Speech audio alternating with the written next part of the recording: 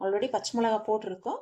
லாஸ்ட்டாக போட்டு நீங்கள் ஃப்ரை பண்ணும்போது ரொம்பவே டெலிஷியஸ். நார்மலாக உப்பு மிளகாய்த்தூள் போட்டு ஃப்ரை பண்ணிக்கலாம்.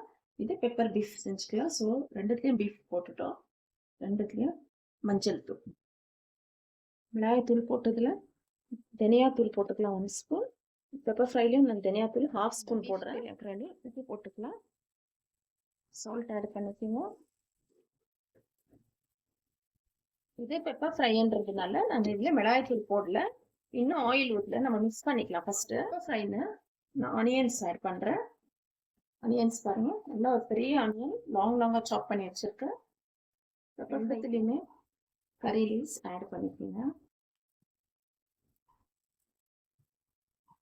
கறி லீவ்ஸ் கொஞ்சம் நல்லா தாராளமாக போட்டுருங்க. அப்போ தான் ஃப்ரைக்கு ரொம்ப டேஸ்ட்டாக இருக்கும். இப்போ ரெண்டுத்துலேயுமே ஆயில் ஊற்றிக்கலாம். இந்த பெப்பர் ஃப்ரை 1 டேபிள் ஸ்பூன் அளவு ஆயில் ஊற்றிக்கோங்க. நல்லா மிக்ஸ் பண்ணிக்கலாம்.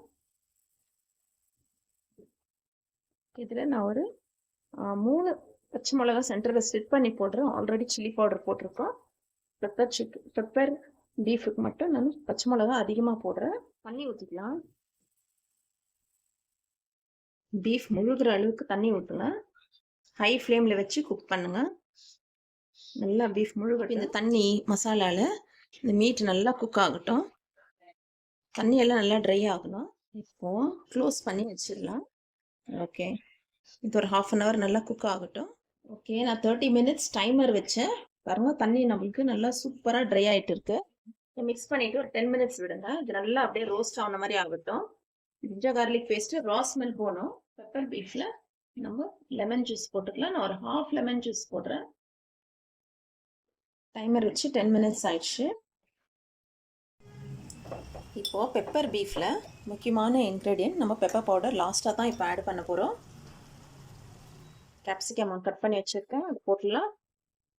போட்டுட்டு ஒரு 2 மினிட்ஸ் நம்ம க்ளோஸ் பண்ணி வைக்கலாம். அந்த கேப்சிகம் ஸ்டீம்லேயே ஃப்ரை ஆகட்டும். ஸ்டவ் ஆஃப் பண்ணிவிட்டு அப்படியே க்ளோஸ் பண்ணி வைங்க.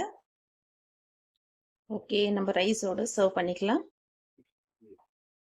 இப்போ கேப்சிகம் பாருங்கள், நல்லா கமகமான்னு வாசனை வருது. சூப்பராக இருக்குது ஸ்மெல்லு.